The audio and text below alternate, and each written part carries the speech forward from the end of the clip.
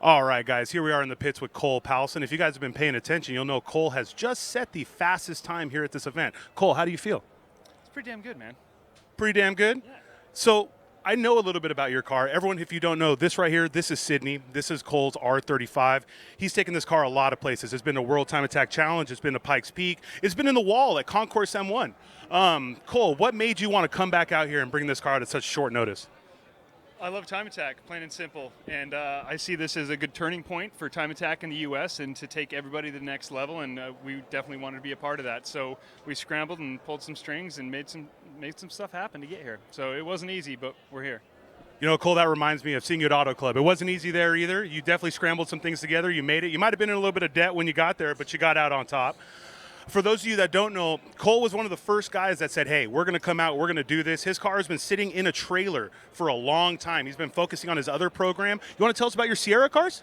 Yeah, it's a single-seat, open-wheel rally car, Pikes Peak car, whatever you want it to be, powered with a Suzuki Hayabusa. So I'm starting to drive those a bunch and build them, and it's taken up a lot of time. And so we could put the GTR on the back burner after we hit the wall for a little bit, and we're definitely excited to be back in this seat. All right, Cole, I got one serious question for you. Do you think you have the fastest car here? Yes, I do. Yeah, I do think I've got the fastest car here. All right, I respect that. We have the fastest driver, but I think we got the fastest. So do you think there's someone else that might be faster? Oh, James. We were speaking with Cole. I feel like Cole's not involved anymore. This here, my friends, is James Hooten. James, tell him what car you drive. Drive the number 41 Acura Integra Type R, K-Tune, Lavigne Motorsports, Unit 2 fabrication. You know what's funny is James is the second person on the grid right now. He's the second fastest. I might have to agree with Cole. James might be a faster driver. Do you have anything left in the tank? We got lots. We just did a couple of reconnaissance laps out there. Low boost. We're gonna start cranking it up, and we'll see what you can do.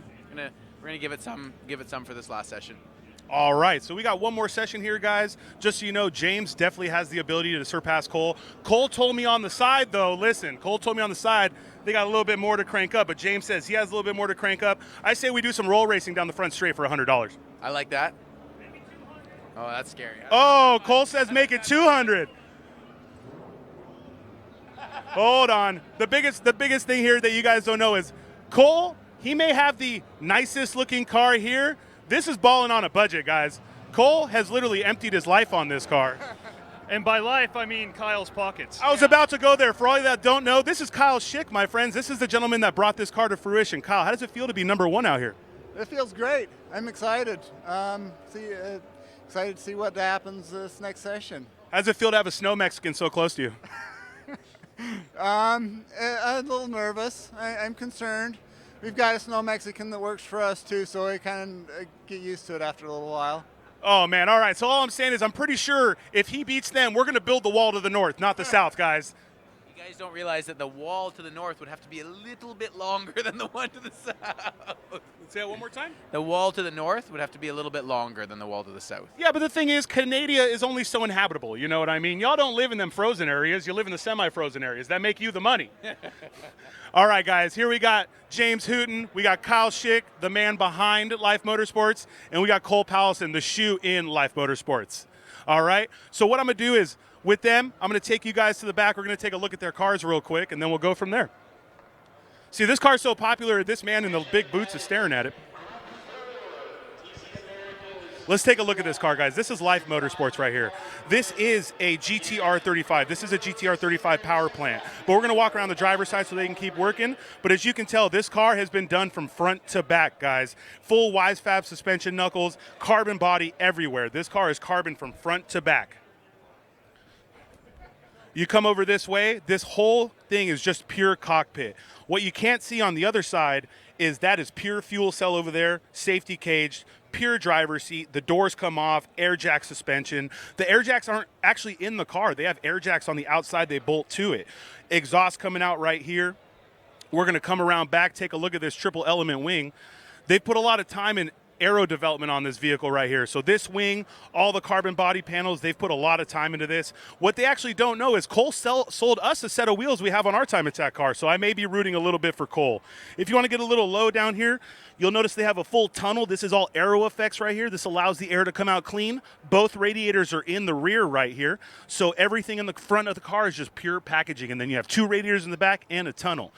With how extreme this car looks, now let's take a look at the car that's actually fighting to be in second place. This right here is the K-tuned Lavigne Motorsports Acura Integra Type R. As Mr. Lavigne runs away, and I don't blame him, he's like me, he doesn't like to be on camera. But this car right here is literally the epitome of work with what you got.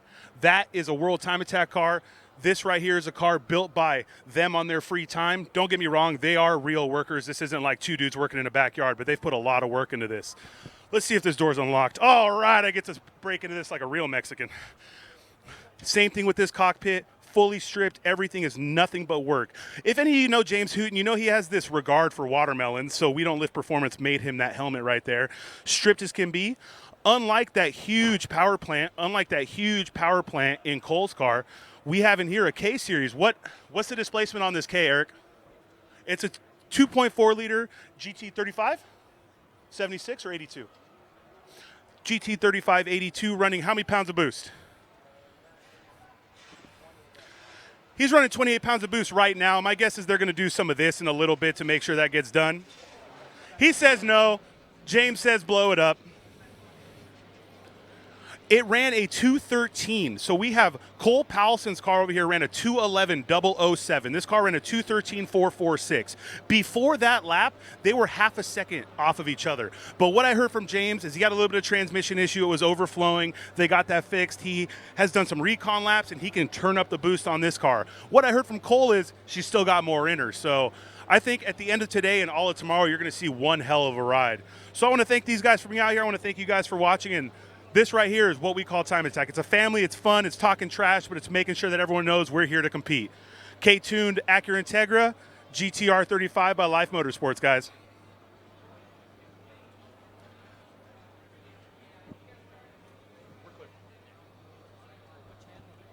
I'm on one. They talked to me on one.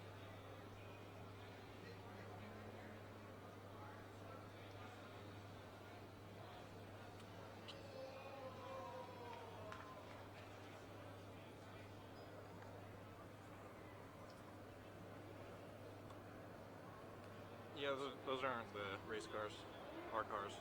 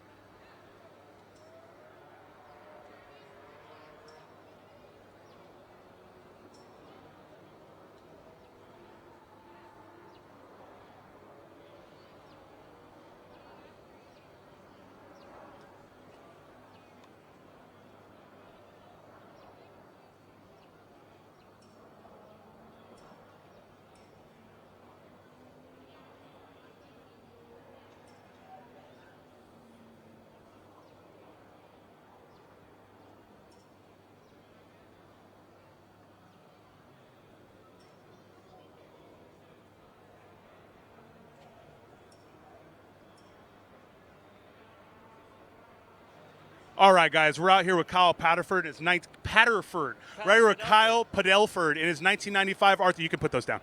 In his 1999 Nissan Skyline R34. Kyle, how's your day going? It's going good so far. Few little issues that we're working out with some oil pressure stuff, but I'm loving the track. It's so fun and it's awesome to be here. We got this sweet garage set up. I mean, I'm feeling like a pro right now. I'll tell you that. Honestly, that's probably the biggest thing I've heard from these guys. Number one, we race a lot of places, and to have a garage where you can hit a button and it closes, you don't have to pull a string, that sounds like normal stuff to you guys. That's freaking huge to us, all right? So, Kyle, tell us a little bit about this car. I know you got some oil issues, but here's the question that everyone's asking. I don't want you to incriminate yourself. How the F did you get this car? Oh, it's a Canadian car. God, snow Mexicans, man. They have the best freaking things. So this car is registered in Canada. Are you a Canadian? Yeah, dual citizen. My family comes here from Cuba. I get refugee. This guy gets dual citizenship. So let's go ahead and go. We're going to walk into here. We're going to take a look at this car. So it's still bone stock motor RB26, or is there anything done to it? No, so we got stock. So, RB26, still a 2.6 liter, but it's got forged internals, and now we're running external oil pump. We got a Hypertune intake manifold, Borg-Warner 9174 turbo with a full race exhaust manifold. And then up front here, you see the MCR front bumper, so that's all chassis mounted, along with a big intercooler behind it.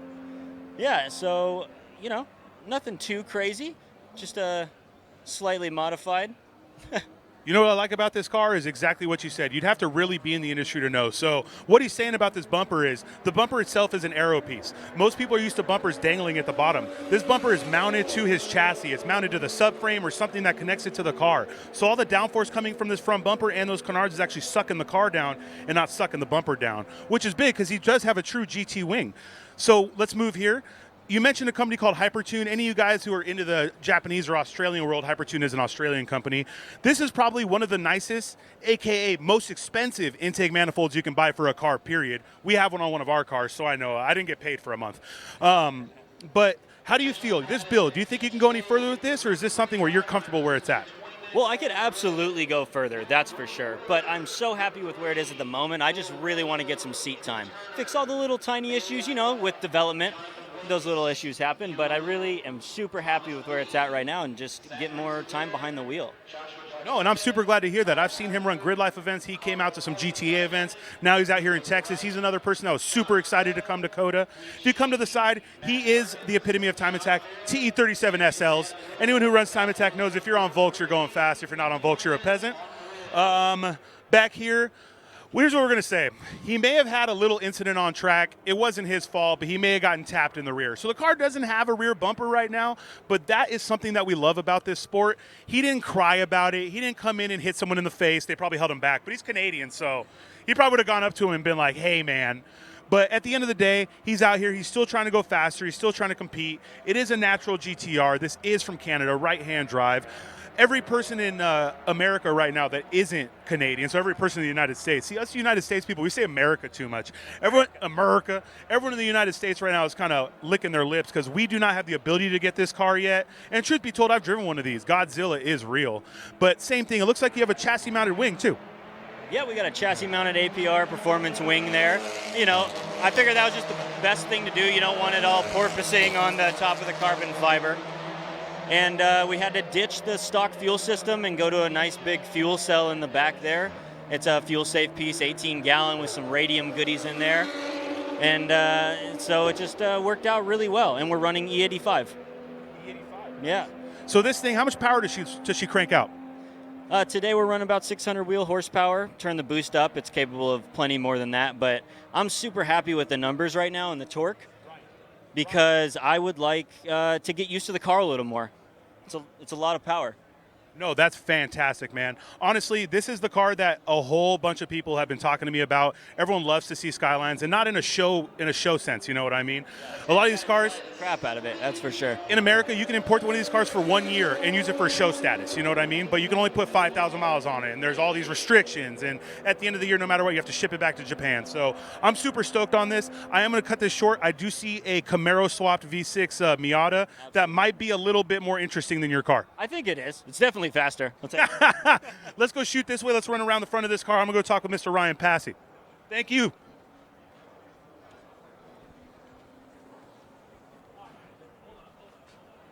I'm trying to trip up my cameraman, guys. I'm trying to actually make him claim work comp if you didn't know. He told me he's having a bad day. We got 10 feet, guys. We got 10 feet. Luckily, we're 2 feet away from the car. So let me tell you a little bit about this before the owner talks to you. This is a car that I've researched a lot, and I've actually commentated a lot about. It is a Mazda Miata, guys. What chassis is it? It is a 1990 chassis. 1990 NA? NA Miata. This is the original go-slow vehicle, guys, but that handles well. What you're seeing under the hood of this is an LFX Camaro V6 swap. The first time I heard about this, I said, what kind of idiot puts a V6 in a Miata? Then I saw it go around the track, and I literally ate my own words that day. I kid you not. I've been watching this guy and following this guy and commentating this guy for I don't know how long now, but every event he goes to, he blows my mind. In between the first session and now, I think you've picked up a good 6 seconds from fastest lap? Yeah, I think so. Track's gotten better, but we're also, first time here, and we're just figuring out where we can push speed, so still figuring that out. So I will tell you, from Button Willow to here to anywhere I've seen you run, the car always looks super stable. Big Willow, I've definitely seen you run at Big Willow. It never looks out of shape. Is that just the engineering that went into the car, or is that just your driving skill? Let's wait for this car to fly by. So you think that's the engineering in the car or your driving skill? Obviously we've got a lot of good partners that have contributed stuff that makes the car really stable. I'd say that the strength of this car is the downforce, and that's what helps it be stable. I feel like I'm getting a little loose out there and everything, but everybody says that from the outside it looks like it's just planted. So I'll take that. It's fast through the corners and the brakes. No, and that's killer. And I'm definitely going to tell you right now, that is one of the things. I'm watching you on feed. I don't know if you've had a chance to go backwards, but we can see 95% of a lap. So I can watch you from beginning till turn 19, and then you go 19, 20, and I can see you come down the front straight. And through the S's, you're super smooth. Through the low speed, you're super smooth. I actually lose you through the triple apex corner, so I don't see you in the middle where you probably are getting a little loose. But this car is by far one of the nicest cars when it comes to being planted. Not to say anything good or bad, but you look as planted as Life Motorsports. Their car looks slow. Your car looks slow. When the car is just looks like it's not doing anything, it's slow. But I do want to ask, how are the conditions out there? How is it affecting your driving, the tires, the brakes, and all that? Especially the morning was challenging. We went out there and it felt like I was on ice. This last session felt pretty good. It still takes a little time to get some temperature into the tires. And going through like that, I don't remember which turn number it is, but the triple apex you're talking about? Yeah, that's like 16, 17, 18. Okay, yeah, that right-hander, we're like fifth gear, foot down, and the back end's trying to come out the whole way around it. So it's like these tires, once they're good, temperature-wise, they're almost falling off. So it's kind of a fine line that we ride Balancing with it, but it's street tires. They're not really supposed to be doing this, right? You're right. No, and you are on the BFG Rivals, right? I've heard a lot of good things from these tires, especially from Miata guys. You don't hear a lot of heavy car guys running this. From what you said, the car falls off really fast. But the LFX swap, how much weight did it really add? The weight balance front to rear is actually the same as when it was Turbo 1.6. It gains weight overall because it's got a heavier transmission and a few things like that. But with driver, we're at 2,300. I think we gained about 100 pounds total. But it's balanced, it's centered. So he's the same weight as me on a bicycle, guys. That's basically where we're at right now. As you can tell, the car is pretty extreme. The car's pretty extreme aero-wise, but honestly, it's a simple setup. He has a nice front wing. It looks like, was this any CFD? Is this homemade? Is this someone made this for you? What was it? This is a Blackbird. Oh, hang on. This is a Blackbird Fabworks design for the spoiler, or for the splitter. Kind of no CFD, but just applying a lot of good known principles to create as much downforce as we could without making a lot of drag. Well, Blackbird Fabworks has worked on a lot of Miatas. It's what they do. You know what I mean? So when it comes to a shop telling you, hey, I'm going to build you some front aero, then I truly believe that shop. So we only have about 10 feet, but let's see if we can get a good side shot over here. We're running out of cable because it's 1997 and we're not digital. So I'm going to get you over here. So the first thing I noticed, let me tell you, the first time I saw this car was at Big Willow. And it's the weirdest thing in the world to be on the side of this car and only hear one bank of exhaust. Like when you're standing directly to the side, it's just puh, puh, puh. Yeah, you only hear 3 of the cylinders. And so it sounds, we call it the angry tractor.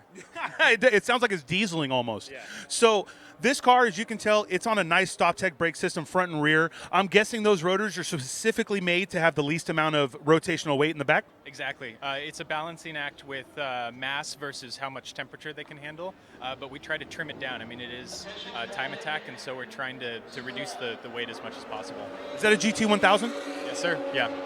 dual elements. So what's the length on that GT1000? This is 71, so they actually will make it bigger, but it's kind of their widest size that they advertise. Yeah, no, I mean, if you call them over there, they'll make you an 80 if you want. Give me the money and I'll make it for you. Blackbird Fab Wings, it looks like, I mean, wing mounts?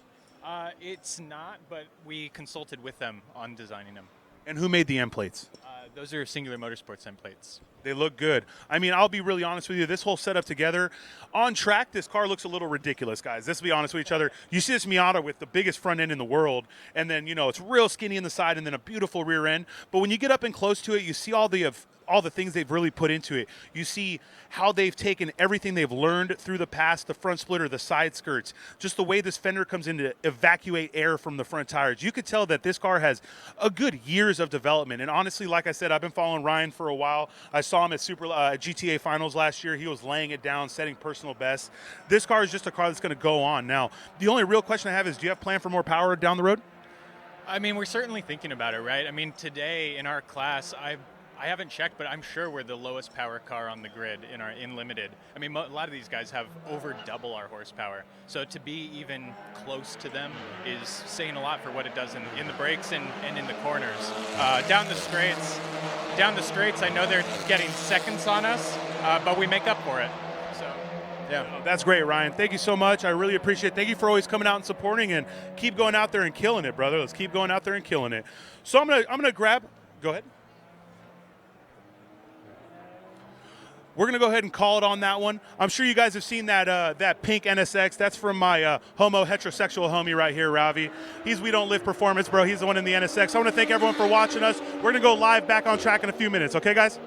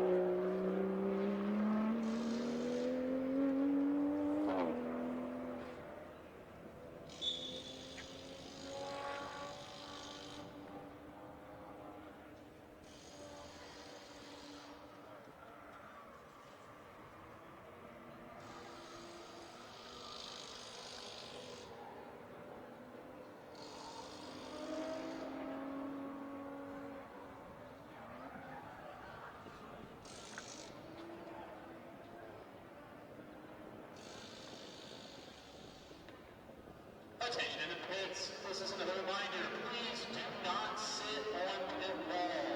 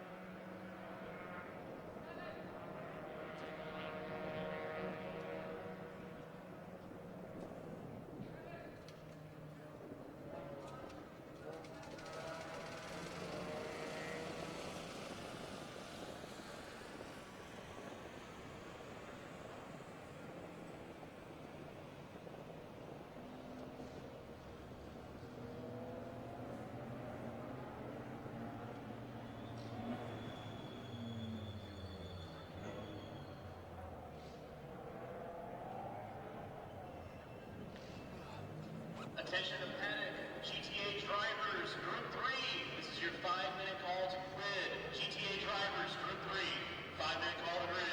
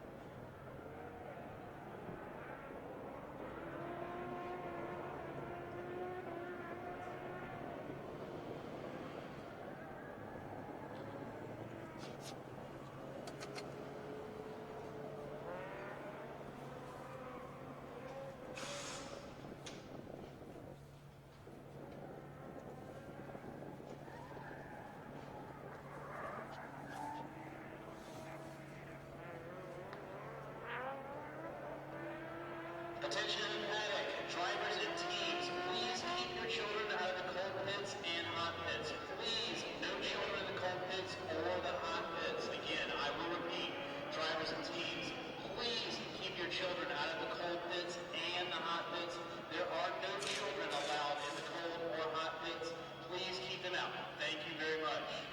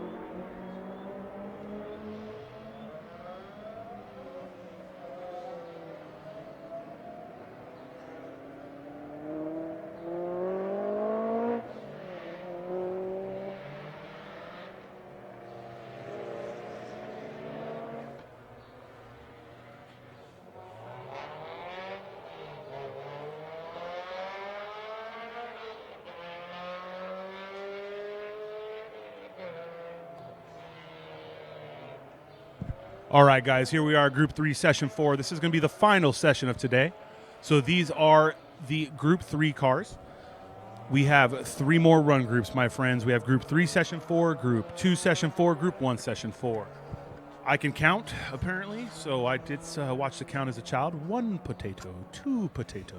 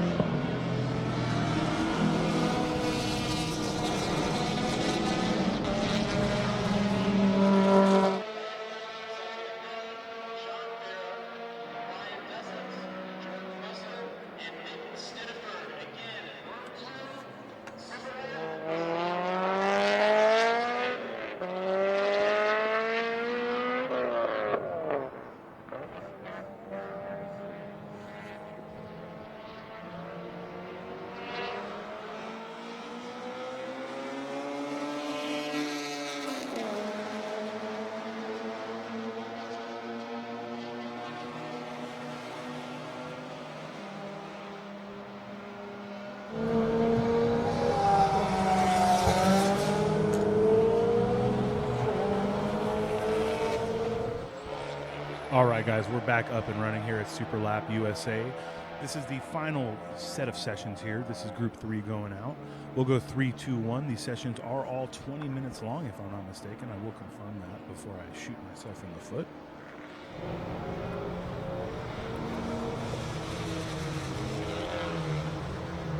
Yeah, these will be all 20 sessions long.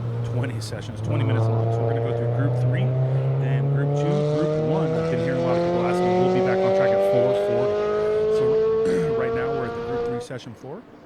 The guys are out there starting their hot laps.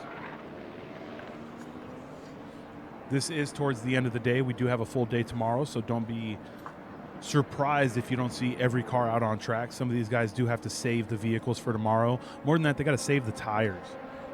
You only show up with so many sets of tires, and when you're out here in a cold day, you scrub them a lot. You would think cold days make the tires last longer, but when you're pushing the tires hard on a cold day, you end up scrubbing them more. You get rid of the usable tread.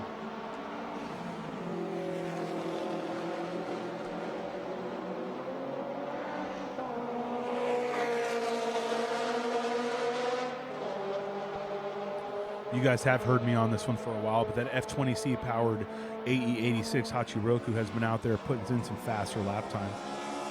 So as it stands right now, fastest of the session is Fiona Liu at a 2:39.742. For those of you who are asking it, the times are on the racehero.io website. Again, that's racehero.io, or you can download Race Hero on your mobile device.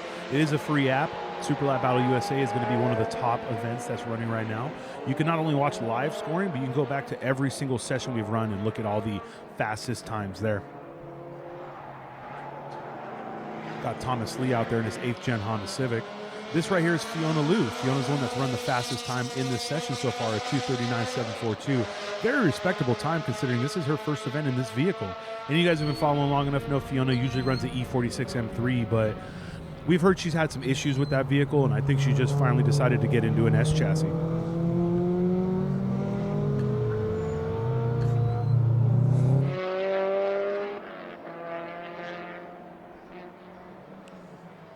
For those of you guys here right now, or those of you guys watching online, I want to thank you for sticking with us here through day one.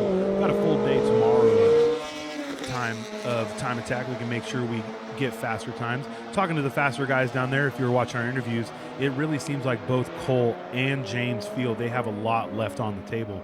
Even the cars that aren't competing for the fastest of the day, but for the fastest in their class, are pushing themselves harder and harder. That right there is Nick Bright in his Honda Accord Euro R.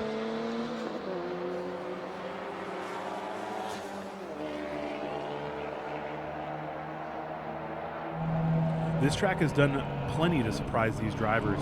They all knew the quality of this track and the quality of the facility, but just talking with everyone in the paddock, all I keep hearing is, this place blows my mind. They knew they were coming to a world-class facility. They knew they were coming to a world-class track. Everyone had studied the videos and studied the maps, but nothing will let you know how this place feels until you get in a car and you get out there. All the elevation changes, how much the S's flow when you finally hit it right. I mean, every driver out here has told me from first session to third session, it's just a complete change from night and day.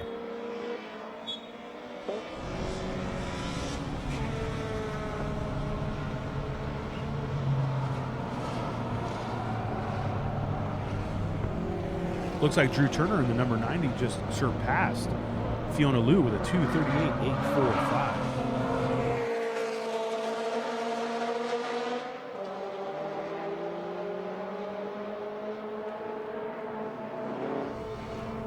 Drew Turner in the Honda S2000 Def Motion. That'll be that beautiful white car on the silver wheels, the one I've been talking about for a while. It really takes us back to the homage of when Time Attack started. Aero wasn't crazy, liveries weren't crazy, it was just super classy, and the cars were just built clean. He's setting some pretty respectable times in a car like that. Now, truth be told, obviously the cars have grown through the years. If anyone out here follows World Time Attack, you'll see that the cars look more like airplanes these days is the biggest comment I hear. And you know what? I think that's what we need. The sport needs to progress. These guys are all about going faster. They don't want to go backwards. They don't want to go back to when the cars didn't have as much aero and they slid around more. Because, yeah, sure, maybe it looked better for the camera, but it's not better lap times. And you don't get into Time Attack to look good for the camera. This motorsport gets the least amount of coverage out of any motorsport online. These people do it because they love it. They do it out of passion. They do it mainly because this is what their heart's into. And you don't just go to a time attack event to say, yeah, I ran time attack, because 90% of people you tell that to have no idea what you're talking about. You tell someone you drive a race car, they have the feeling that you're out there bumping wheel to wheel with people and you're winning races. If you try to tell them that you're a time attack driver, they're like, wait, isn't that just qualifying? And those people just don't understand the reason we're out here. But we do want to get this out to the masses. We do want people to know that this sport is not only growing in the U.S., it's growing in a way that we love. We have a lot of big series here in the U.S. now. We have series that run all across the states, to the highest level to the lowest level of driving.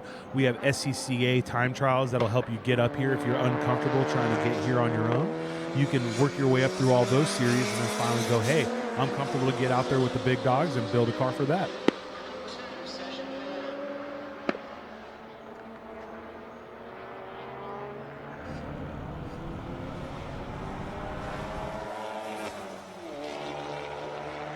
This car right here, so I know a lot of you aren't following us full time, but this car right here has made it to every time attack event that I've personally gone to. That Honda Accord Euro R by Nick Bright, he's out there towing from Texas to California to Georgia. He's out there, he just wants to go fast and go fast with all his friends.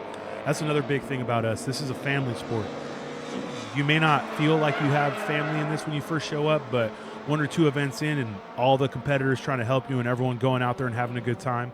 As you could tell in those interviews, James got in the middle of Cole's interview, but that was just all out of love. Those guys are longtime friends. They've been competing against each other for a while, and like anything else, you know, one guy's going to say he's faster, the next guy going to say, wait, give me a minute, I'll prove to you I'm faster.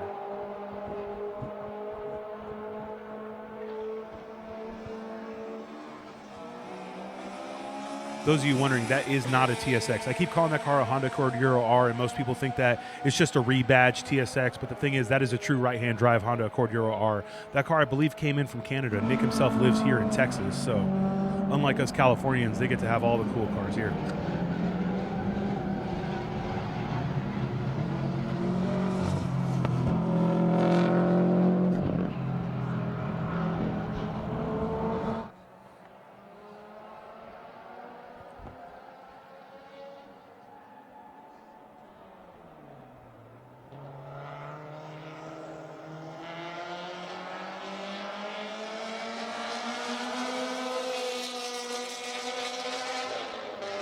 I am going to go back on something here, though, folks.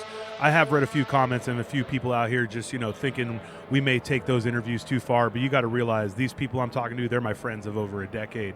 Now, if you ever hear a comment you feel may be a little too far or something that's trying to push someone's buttons, these are all things we say to each other on the regular.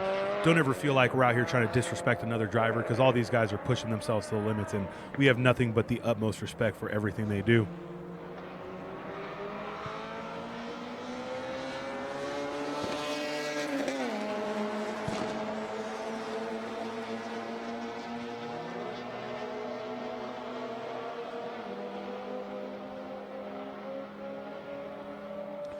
Looks like Drew Turner is still out here with the fastest time of the day, fastest time of the session, a 2:36.861. Drew Turner is in that Honda S2000 Def Motion. Fiona Liu is right behind him, though, at a 2:39.732. I'm sure after today, she's going to download a little data, watch some videos, come back, and come flying for tomorrow.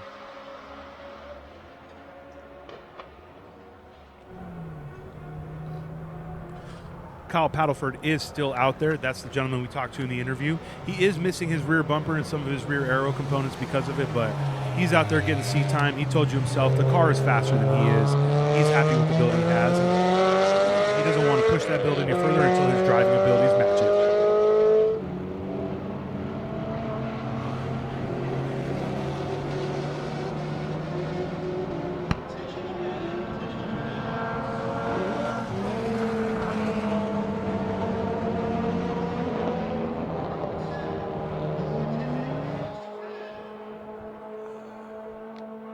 Can't miss the drifting, guys. You see that nice little sideways action. It looked like there was a Hachiroku getting sideways while there's a Hachiroku grip racing.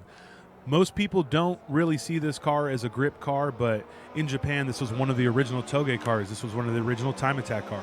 Time Attack was built in Japan. This is a sport that was brought here to the U.S. by John Naderi himself. back in, the early 2000s when he was still working at Super Street, and we're blessed to have that because this grew into something bigger than we could ever understand in the States. We have some teams that have literally been competing since the beginning. Now, we've lost some of the big-name teams. People have moved on. The sport itself has to continue to grow, but people obviously do move on. They do go places, but we're glad to see a lot of these guys still out here, still supporting. Looks like the Bobby Lane Racing Honda Accord's going back out there. They may have taken the rear wing off.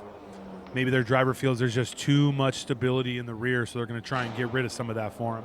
That's Racing Ray Williams. He is from New Zealand. He's a multi-championship driver out there in many time trials. He races a Porsche Cup car, and right now I believe he is leading a series in his Acura Integra Type R. Racing Ray, he's been around for a while. You could say he's an old shoe, but that doesn't mean his shoe's any less hot.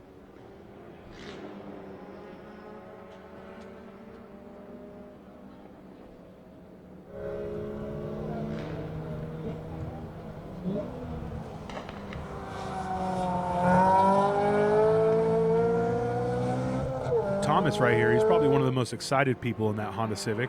He was one of the first people to sign up, one of the first people to pre-register, and he's been running Time Attack for a couple years now. He's out here in a naturally aspirated car. He is still running super respectable lap times. There's a Honda S2000 out here in the 39s, and he's doing a 240.364. So in his NA Honda Civic SI, he's doing a good job. He's keeping up with these guys.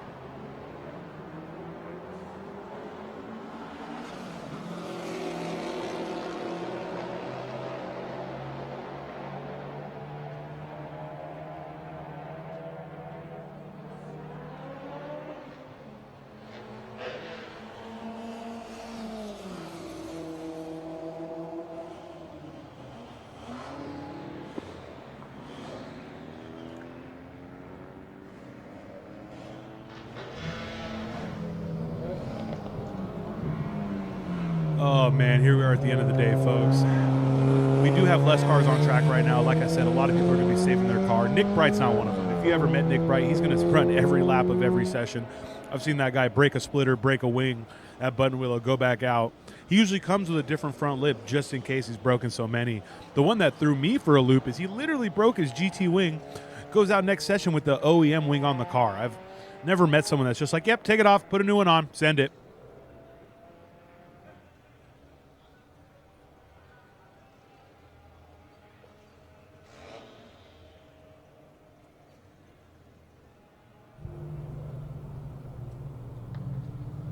Attention to the pits. This is a reminder. There's no sitting on the road in the pits. Thank you.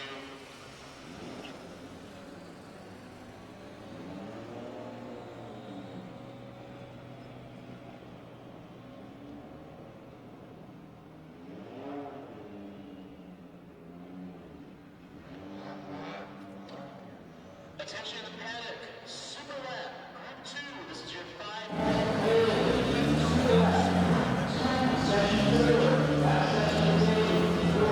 Group 2. This is your final call to grid.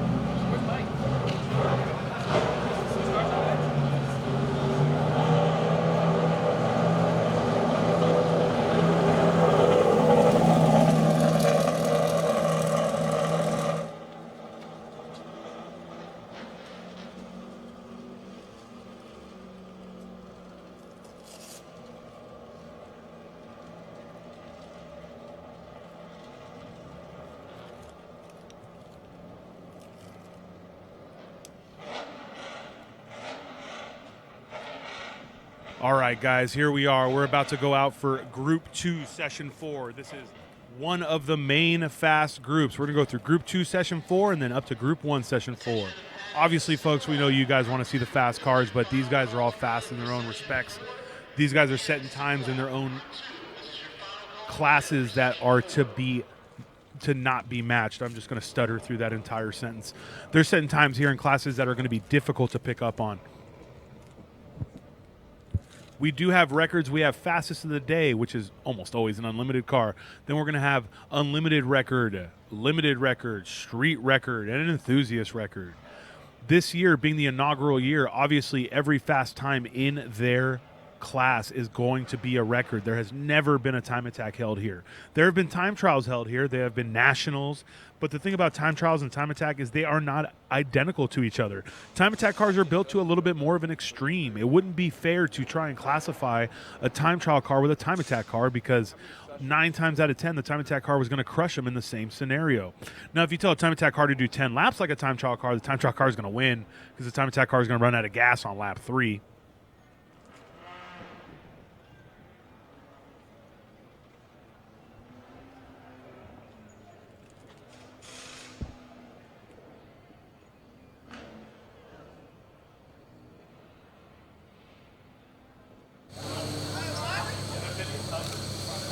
Looks like Racing Ray brought the car back in. Maybe he felt something kind of off when he took it into the pits right there. He went straight into the hot pits. He went straight into the garages from the hot pit. He was out there ready to roll, and then he had to bring the car back in. So we'll see what's going on with them. Hopefully they can get him back out. Ray has been super excited to drive this car. I've seen Ray since this morning, and when he got here last night, we were talking. We came into the garage. He saw the car he was going to drive, and he just seemed super excited to be out here driving this J-Series powered Roadtrek supercharged Honda Accord. The Project Import team does have the ability to bring in people from New Zealand. Ray is from New Zealand. The tuner of the S and the Accord is from New Zealand. That's J-Tune. Jackie himself is here at the event helping support these guys. Looks like we got them torquing something down.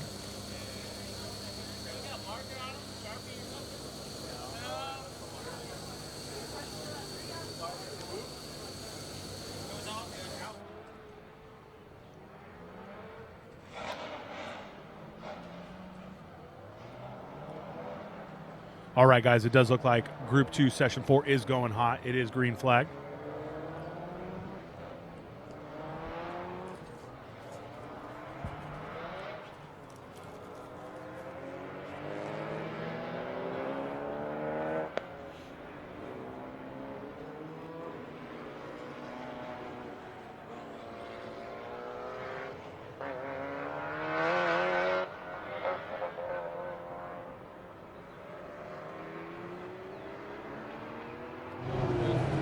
You guys watching, make sure to let us know if you want to see more of one thing or another.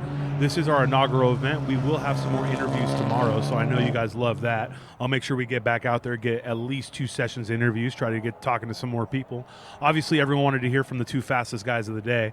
That's where all the drama comes from, my friends. When you have one guy set the fastest time and another guy just show up and set 2 seconds faster while the soon-to-be fastest guy was damaged, they're going to go out there. They're in the same garage, too. That's the best part. These guys are going to help each other. If James needs something from Cole, Cole's going to give it. If Cole needs something from James, James is going to give it. But out there on track, they're ruthless. They're going to want to make sure that they take every advantage of every bit of track and every bit of time they can get.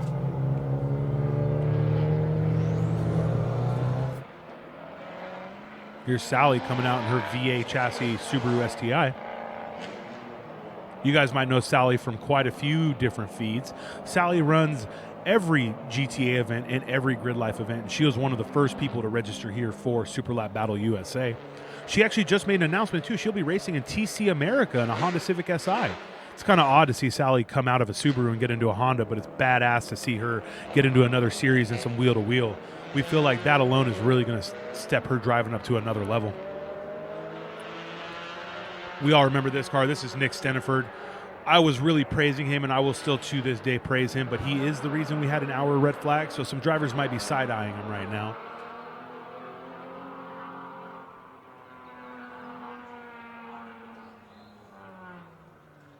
Car looks so good it made the feed fuzzy.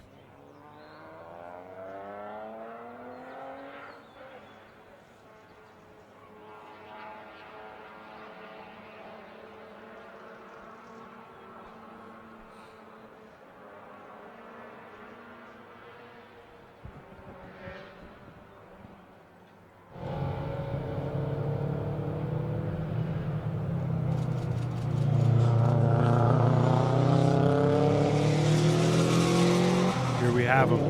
I'm sure Mr. Stennifer just figured out what the issue was, got it back out there, got a nice little sideways action. For those of you who don't know, he owns an S15 too, so drifting is probably natural to him.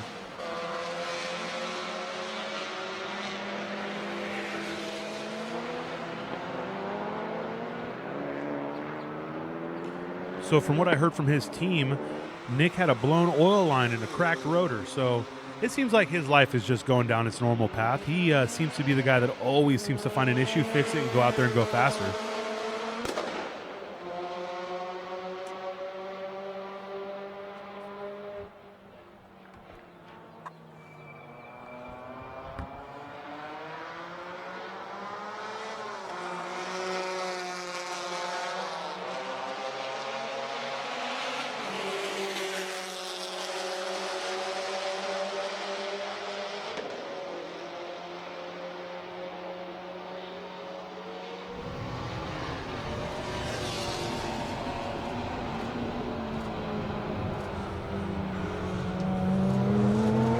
Waiting for Race Hero to reload itself, guys. Race Hero is hooked up to the scoring loop at the track. These guys' times are still counting. It's just on our side with the Race Hero app. We are not seeing it yet.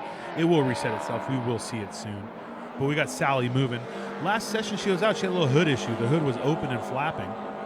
Probably a little dangerous. Last thing you want going down as straight as your hood to come and blast your windshield.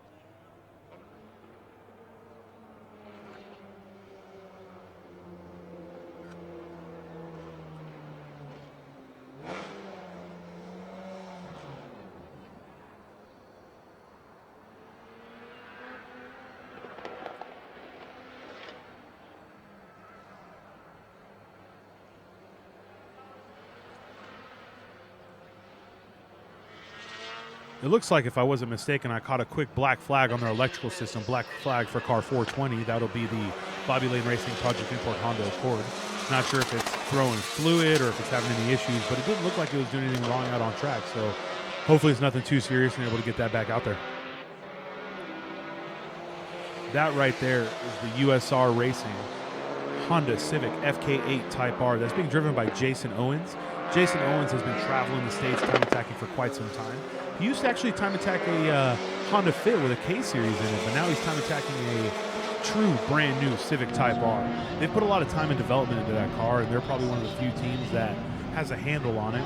Obviously, there's still a lot to learn with that car and a lot to know about it because it's so new. And just like any new chassis, you're going to be finding new things every day. Their shop does sell some things that no one does, though. They do have high development time in that vehicle, and I will be honest with you, they have no problem setting some quick lap times.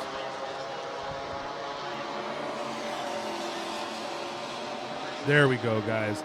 Timing and scoring is back up. The fastest in the session right now is Phil Grabo with a 2:28.606. That is a LS powered twin turbo FRS.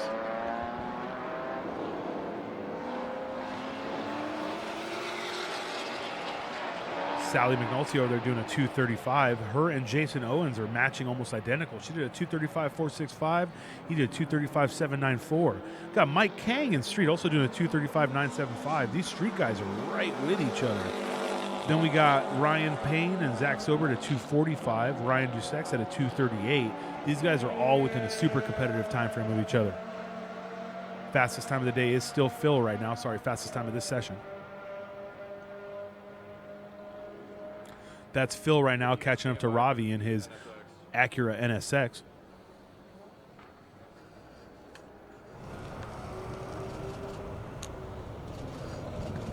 Try and follow us around. Ooh, we got a little lock up from Phil. Looked like he got a little excited.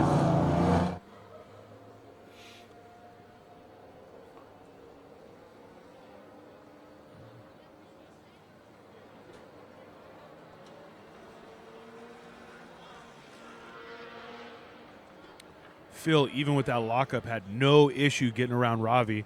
Main reason being is Ravi's still in a naturally aspirated C35, might even be a 32, where Phil is an LS swap monster right now. I'm sure he's just going to want to set up for another hot lap.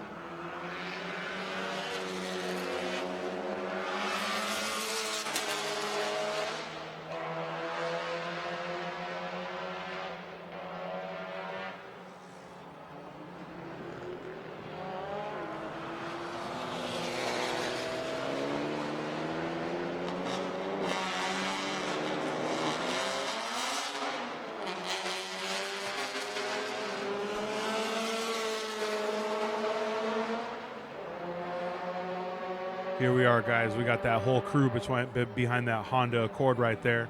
They were just putting the wing back on that car, so it looked like the driver definitely wanted less rear downforce, but when he got out there, it was a little too sketchy for him. So I'm sure they just took the angle out of it, maybe added a little rear tire pressure to make it a little looser in the back.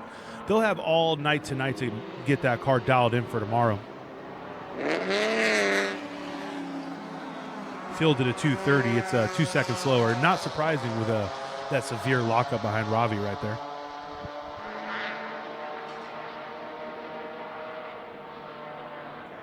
Even with that NA C series and that Acura NSX, he is moving.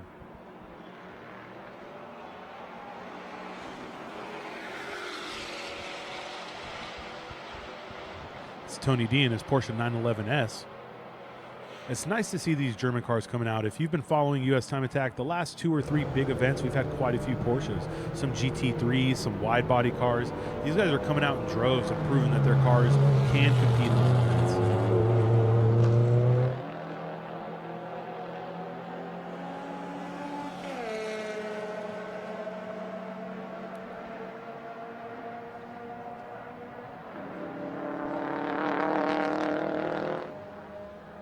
All right, and here we have what a lot of you guys are asking for. Front to back, we have the Cole Paulson Life Motorsport GTR.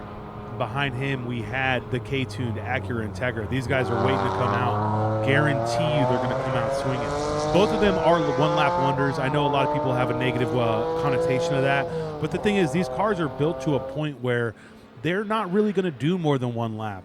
As you could tell with Cole's car, he has a fuel cell in the passenger seat, along with quite a few other cars out here. But he has a fuel cell in the passenger seat. It only holds so much fuel. Their tires get up to temperature very quickly because of their aggressive alignment settings, so they don't want to grease those up on lap 2.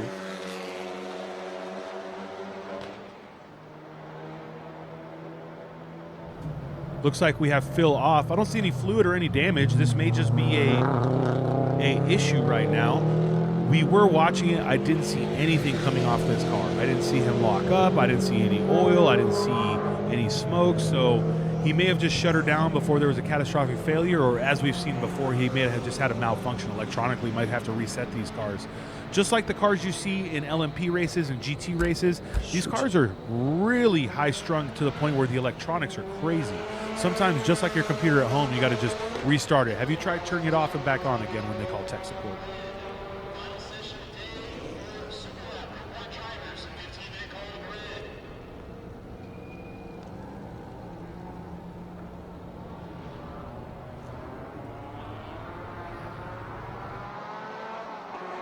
In case you guys were wondering, when you do have a car stopped on the side there is a standing yellow before it. Now, we are at Circuit City America, so you're not going to see that many corner workers. Circuit City America runs a very high-end electronic flagging system. So what happens, as they forget to pop that hood pin to pop the hood, what happens is they will have a little box out on the right-hand side. Every driver will see it. If you're being black flagged, it'll be a black flag with the car number. If there's a standing yellow, it'll just be a yellow flag blinking at the driver, knowing that there is a caution coming up. So if you continue on a hot lap during a caution, you get black flagged. You have to visibly lift and slow down. It's out of safety. The last thing you want to do is come around a corner at a yellow and then run into a stopped car. It's bad for you. It's bad for the car you hit. It's bad for the sport.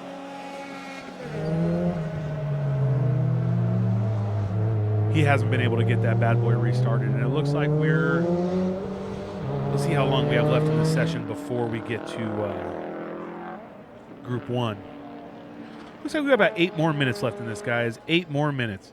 So they got time to get that car off track and then go ahead and try and get a few more hot laps in. This team, if you've ever followed the Project Import team, these guys are always working their butts off. Last event we saw them at, they were working their butts off on their S2000. This event, they're working their butts off on the Honda Accord. The reason you don't see the S2000 out right now is because I believe they're pulling the head off the thing. They got to put a new head gasket on it. They may or may not have lifted a head. Word on the street.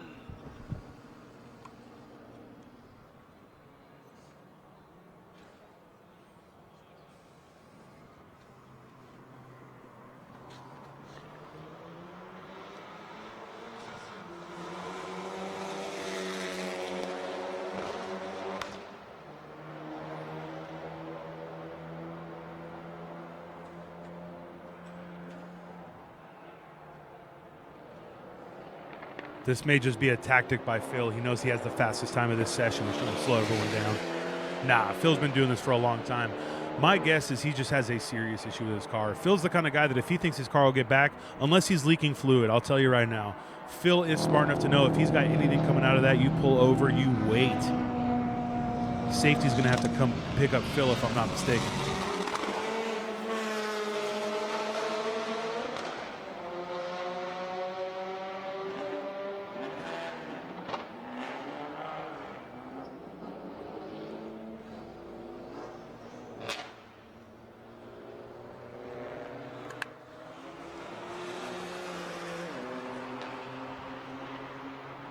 Yep, there is the yellow flag station right there. That is one of 2 corner workers on this entire track. It looks like they're going to do a standing yellow on this track. There's Phil right there. Yeah, we got safety talking to him.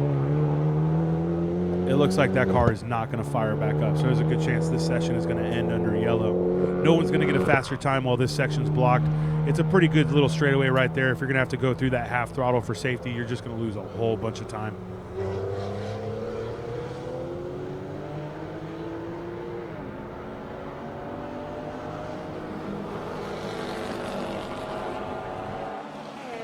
We have Jason Owens out here still trying to get some seat time. Jason's the kind of guy that'll take any opportunity to learn something about a track. He knows he can't set a lap right now, but that doesn't mean he can't work on a few sections. Maybe he feels he's a little slower in these right-handers, so he's going to set him up. And maybe he feels he just has to get the technical section right. He looks really good through the flowing stuff, so maybe he just has to make sure. You know, he hit a good apex right there. He wants to make sure he's clean. He might come back in afterwards, or he might hope that Phil's already been towed away so he can set a hot lap. It does look like they're going to have to tow Phil out completely, though, so with the 5 minutes we have left in this session, the odds of these guys getting another hot lap in are very slim to none.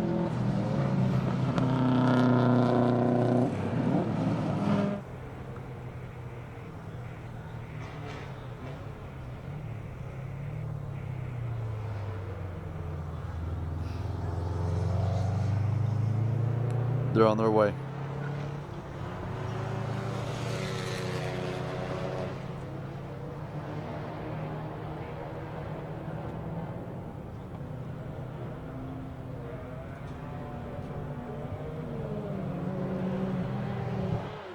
Yeah, it does look like Phil's not leaking anything, because I'll tell you right now, if he was leaking, they wouldn't be towing him on track like that. So maybe Phil's car just died. We have seen this more times than I can tell you. Maybe his car ran out of gas. Some of these cars were in fuel cells. Maybe they didn't fill it all the way up. You don't have a fuel gauge in a fuel cell. You base it off how much you put in. And he may have just ran out of gas right there. We'll hear from him in a little bit. Hopefully we can find out he's able to go back out there and kill it.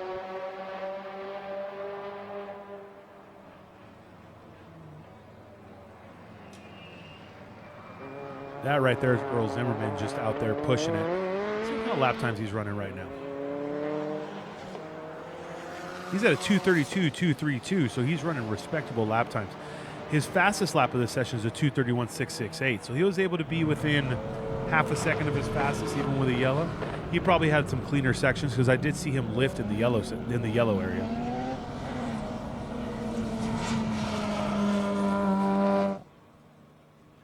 Looks like they're pulling Phil through the side entrance over here.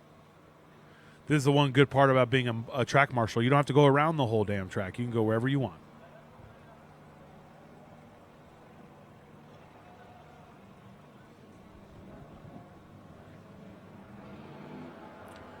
Here we are, guys. Cole's double checking. He is not only the driver of this car, he's put a lot of personal work into this car. I saw him looking at the laptop there a second ago.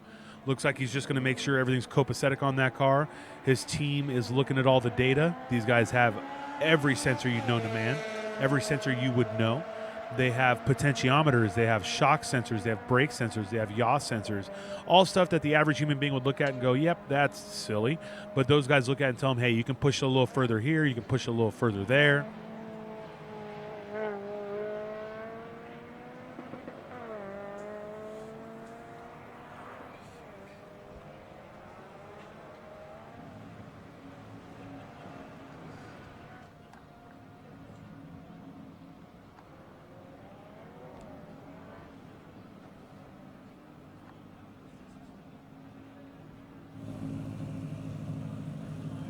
All right, guys, here you have it.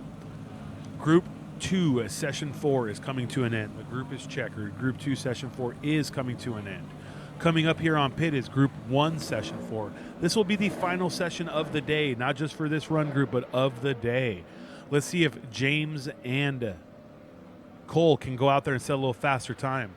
What I want to see is I want to see Jensen Little come out and show everybody he's still got time left in there. That little Miata that can makes more power than you think, and I'm sure if he puts it all together, he can compete with these guys for the fastest time of the day. He's already surprised us all as it is. I would not be in any way shocked to see him lay one down.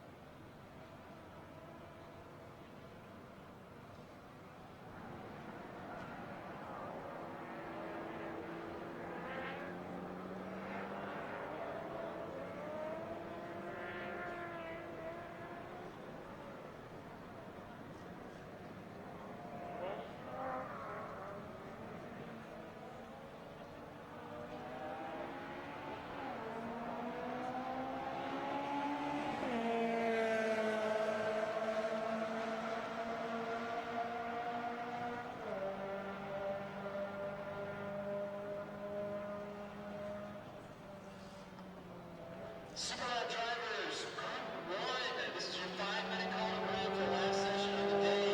Again, Super Group 1 drivers, this is your 5-minute call to grid. Nick just laid down at 2:39. He's still 2 seconds off his fastest of this session. It's good to see them get that car back together, though. Low on oil line. These guys always come ready, and if they don't have what they need, someone else will. It's another big thing that goes on here. Everyone wants to make sure that you win by actually beating the guy, not you win by the other guy having a small issue and not being able to get back out on track.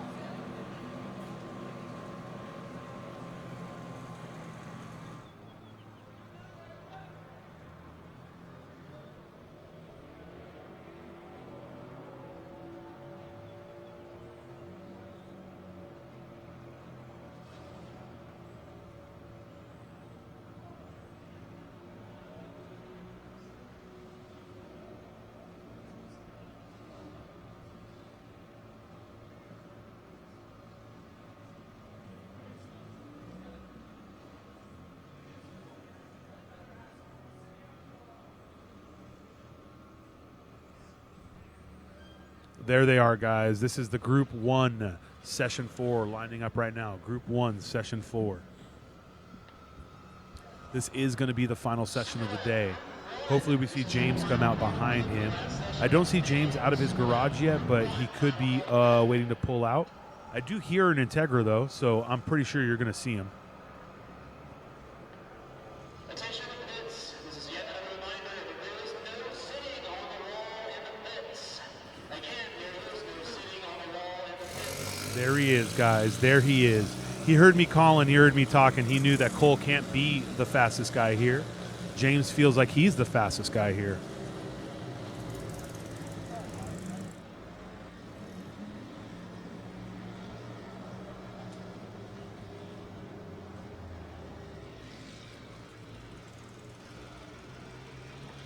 Attention pits.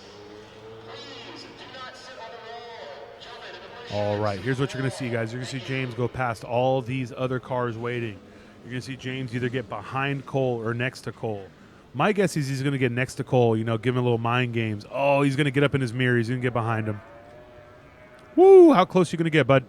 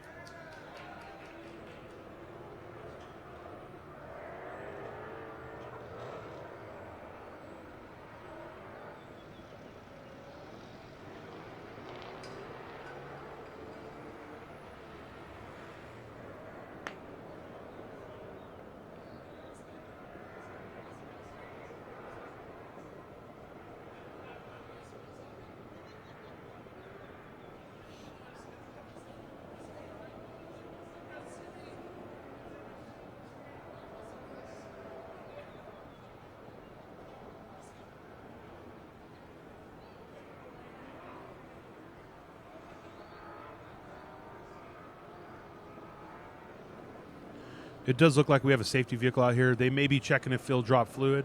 I'm not sure, to be honest with you. It looked like Phil got offline, and they double-checked to make sure he was clean before they towed him out. So let's see what he's checking out. Might be some debris on track. Might be something else. So we'll go ahead and keep looking at him until we know what's going on.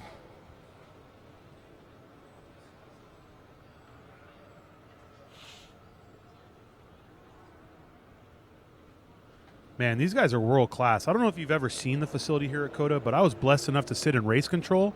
They have more monitors there than Circuit City did before they went under. These guys can see every corner of the damn track, and he saw like a piece of paper on the floor and he picked it up.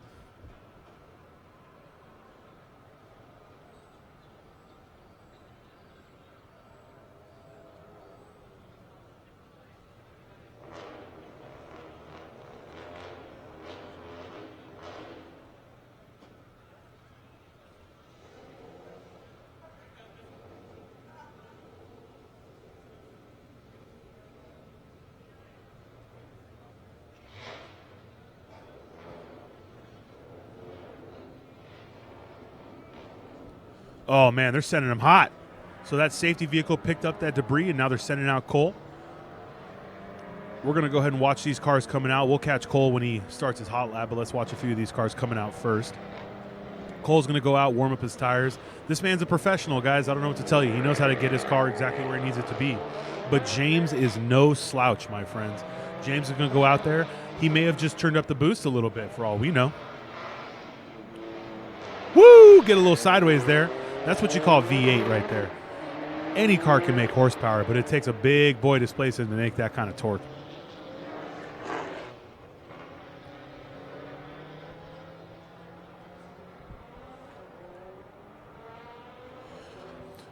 Cole in life has one of those cars that even during a slow lap, they just look hot.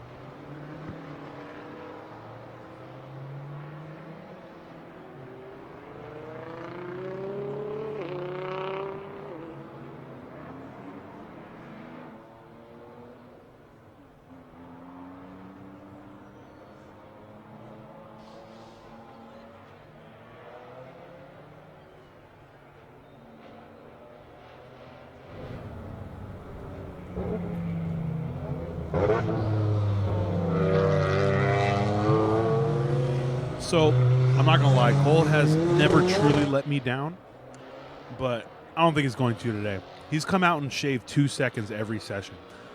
The fastest time trial time here, the TTU record, is in a Jannetta LMP3 car. I'm going to repeat that one more time. It's not even a tin top car. It's an LMP3 car. It's a Le Mans prototype Class 3 car. In TTU, he did a 2:08. So if Cole can go out here and break the 2:08 barrier, he can literally say that he went faster than a Le Mans car.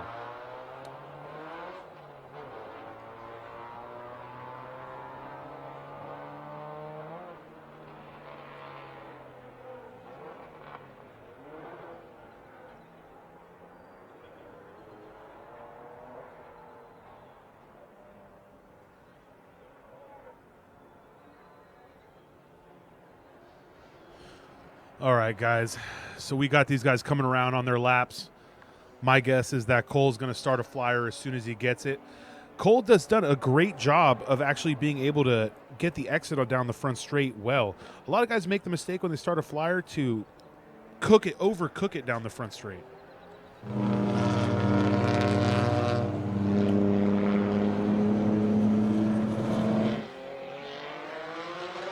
And here we go, guys. I can hear him from the tower right now. Cole's car is flying.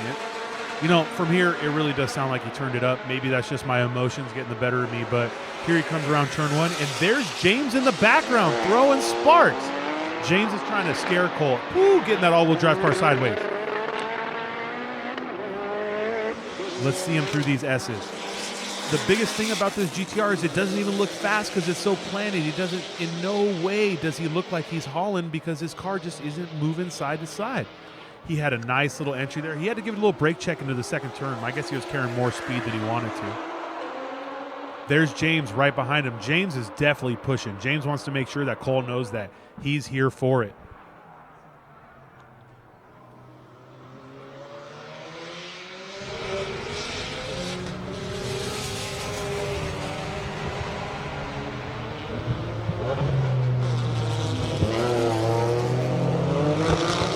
Getting a little wiggle. I don't know if Cole's getting nervous because James is behind him or what.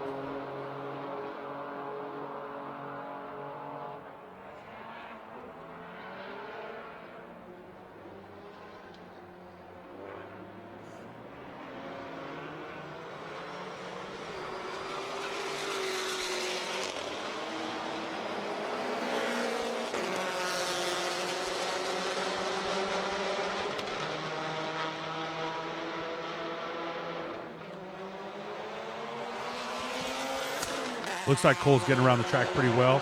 He does know this track well by now. Talking to him a bunch, he's definitely the guy that says he has no problem picking up something like this quickly.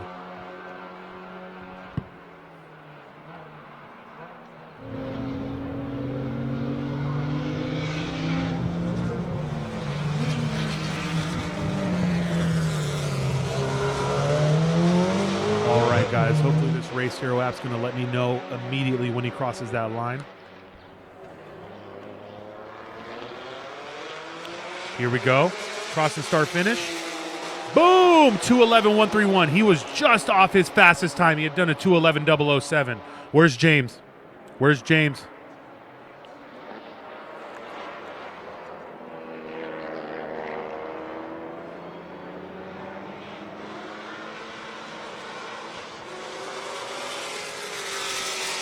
I don't know what happened to James, guys. James was right on his tail. Maybe he wanted to bring it into the pits, check something out. Something wasn't perfect, but I do not know what happened to James.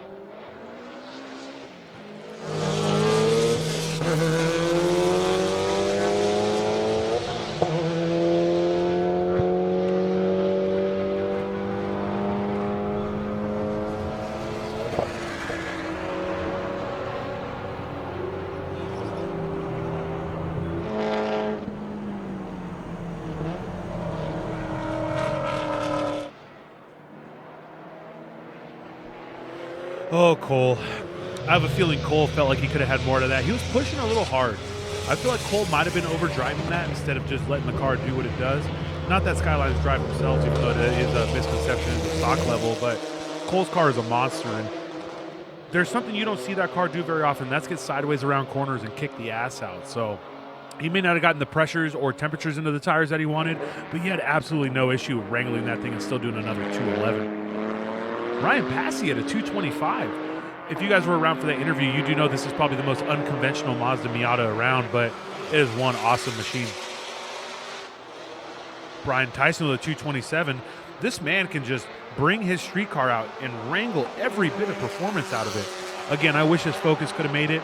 He has a Focus ST that made me love his shop. I literally started following them before I ever met them because of that car, because I have a huge love for unconventional time attack cars. I mean, there's a Honda Accord in this paddock right now, and I'm blessed to be part of those guys. And just seeing him race a Ford Focus, it just made me happy. But I'm not going to lie, GM has some love in my heart. I've built some high horsepower Corvettes and Camaros in my time, and seeing a ZL1 out there just wrangling it makes me super happy.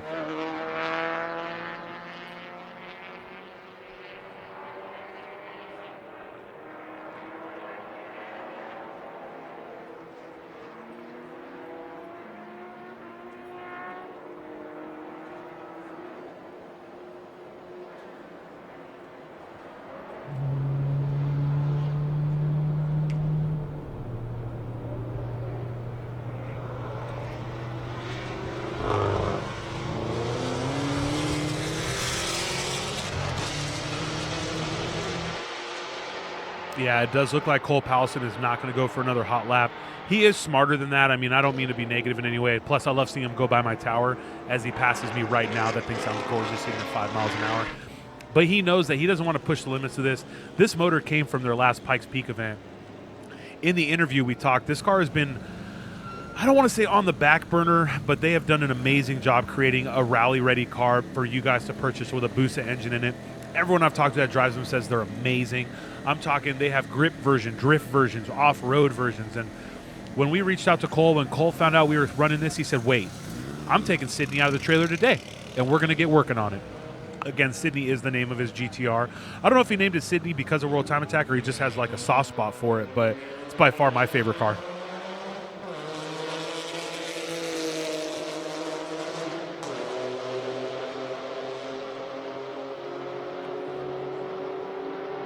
There's Ryan Passy. Like I was telling him in the pits, the car just looks so planted.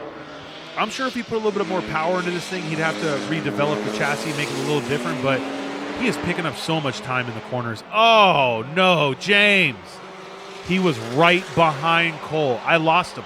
I thought he went into the pits. I didn't see where he went, and I see him coming in. Now, there's no smoke. I don't see anything bad. It's not draining fluid, so my guess is they're going to be able to figure this out. Their team is extremely resourceful. The Eric Lavigne Motorsports K-Tune guys, those guys have no problem putting it back together and get back out there. They've been through a lot together as a team. I've seen these guys. Let me tell you. Let's get personal here. I saw Eric Lavigne pull a motor apart and rebuild it with spare parts in a parking lot at Button Willow Raceway Park to go back out there and set a lap time. If there's any team that's going to pull their asses together to make sure that they can go out there and compete for the fastest time of the day, it's going to be James Hooten and those guys. So hopefully they get that all worked out tonight. Luckily, this isn't Button Willow in a parking lot.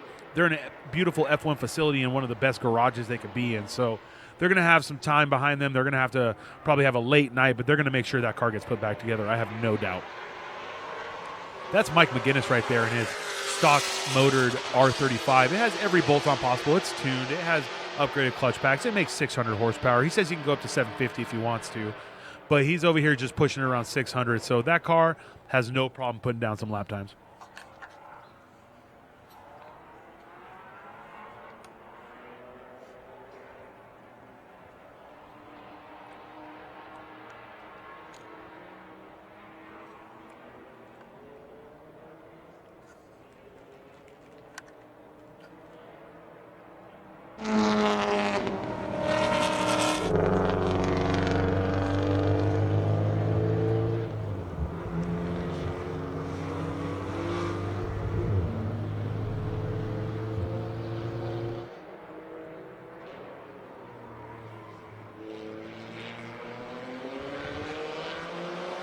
Oh, man, what a gorgeous shot coming all the way back.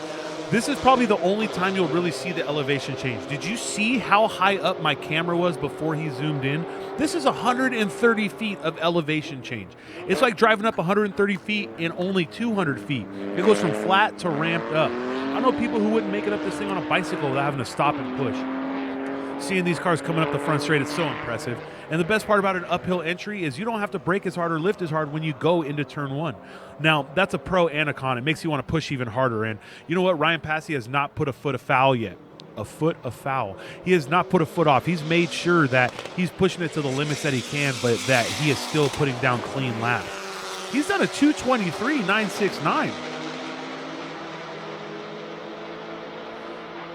Oh, look at this battle. JC Monet, old school time attack driver, locking up the rear with the Crawford Performance Subaru right behind him.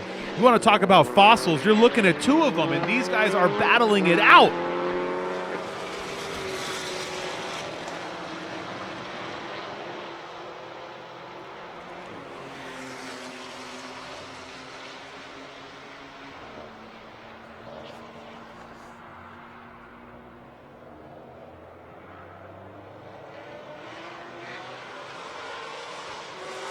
Listen, guys, I'm going to tell you right now, everyone in this tower says the same thing. We love this Camaro.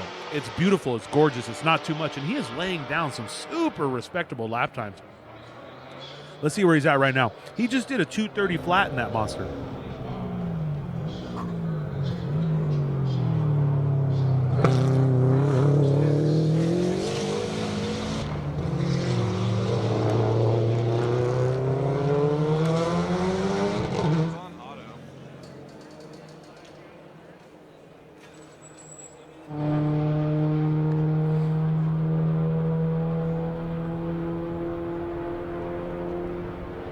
So here's the crazy part, guys. You got Brian Tyson out here doing 227s in his street class car. Then in limited, you have Homie in the other Camaro doing a 230. I'm not trying to say one way or another, but Brian Tyson is wrangling that car. And this is someone who went down in tire size to be able to run street class. The stock Camaro ZL1 comes with 305s, guys. He went down to a 285 to run street. So he's wrangling a car with smaller tires than it came from the factory to make sure he could come out and kick some butt.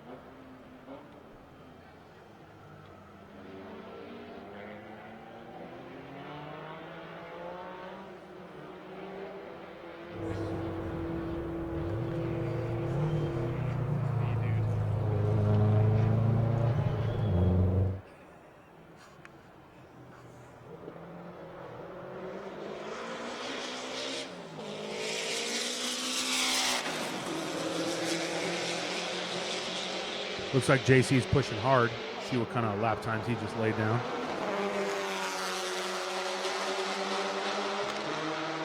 .221.948. He is going well. We do have a safety vehicle on track. I don't know what he's looking for. Oh, we got a car stopped over to the left. What do we got? I can't tell from this exact shot. She looks blue, though. Is that beautiful Camaro that we said we love? Is this the commentator's curse? Because if it is, I'm not talking about Cole or James anymore because I want to make sure these guys lay down some nasty laps.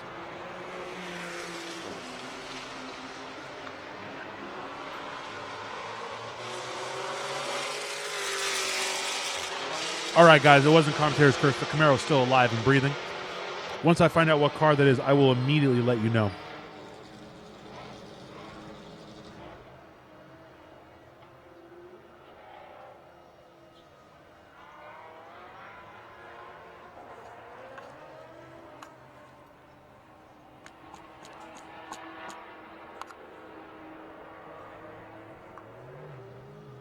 Not yet.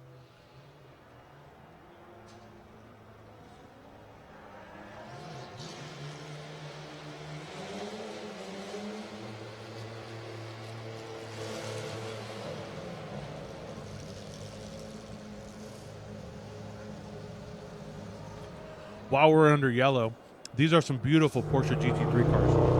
Wolf Hensler is driving one of those. If any of you guys follow GT racing, if you don't know who Wolf Hensler is, grow up. Or Google it. I mean, it is 2019.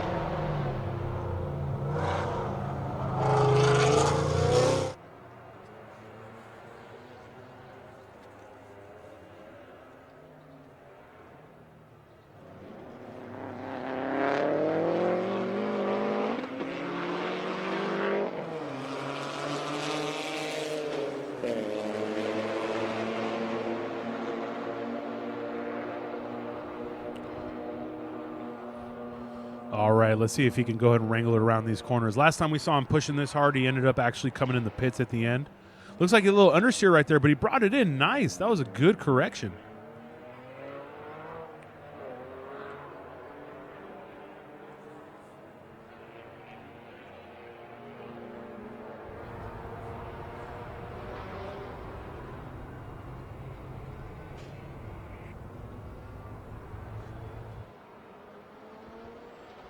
I think that's Sean Farah and Jordan Mooser in their Nissan 350Z SPL Parts Inc.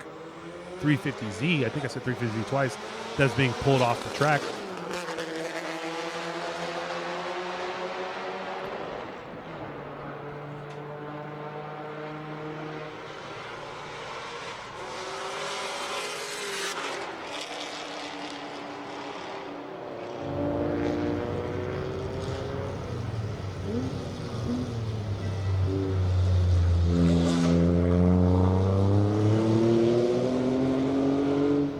Those guys at Blackbird Fabworks, they really know how to design a front splitter. I'll tell you that right now.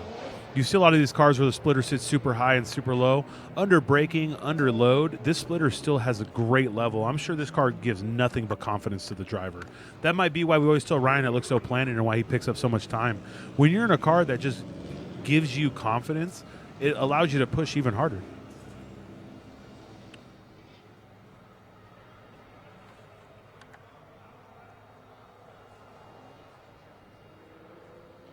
Oh, it does look like the white Subaru backed off. He may have just over pushed it. We've seen it a couple times today where he's going through the S's, he comes in too hot, has to scrub a lot of speed, and then once you scrub that much speed, you're not going to get a good lap after that.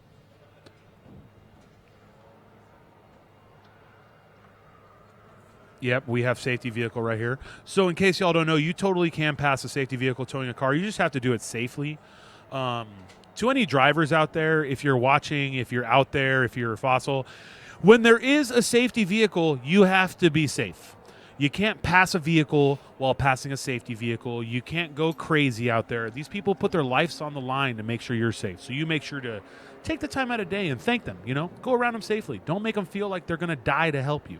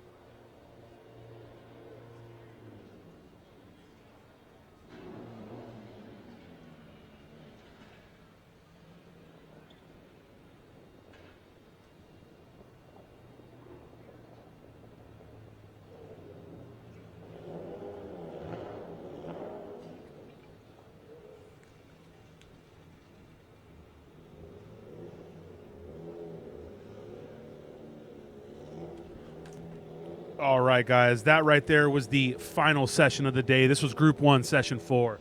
To recap, fastest time of the day belongs to Cole Paulson, Life Motorsports. Second fastest time of the day belongs to James Hooten, K-Tuned Lavigne Motorsports. We've had a lot of good times. We've had people, even fast people, pick off 6, 7, 8, 10 seconds off their lap from the first session. These drivers are learning the track quickly. I hope that they have extra sets of tires to go out there and really attack the track tomorrow. First things first, I'd really like to thank everyone that's been on our live stream. I'd like to thank everyone who's been out there helping us make this happen. That's the fans, the drivers, you guys out there, even the ones online. I would really like to thank our sponsors. Super Lap Battle USA is blessed to be sponsored by Garrett Advancing Motion. Ignite, the official race fuel of Super Lab Battle. CSF radiators, competition clutch. Stop Tech, the official brakes of Super Lab Battle. Turbo Smart, Waypoint watches, the Dashcam store, and Yokohama Tire, the official tire sponsor of Super Lab Battle. We'd like to thank them because without them, we couldn't support you. Without them, they couldn't give you as much as what we have going on. Make sure to reach out. If you're a competitor, if you're a soon-to-be competitor, never hesitate to reach out to one of these brands. They're here to help you get on track. They're here to help you go fast. So I'd like to thank everyone out there. We'll be back here tomorrow between 8:20 and 8:30 Texas time. We'll try to get talks going on with a few people before we go hot at 8:50 in the morning on track, guys. So thank you so much for watching. I'll catch y'all tomorrow, and until then, have a great night.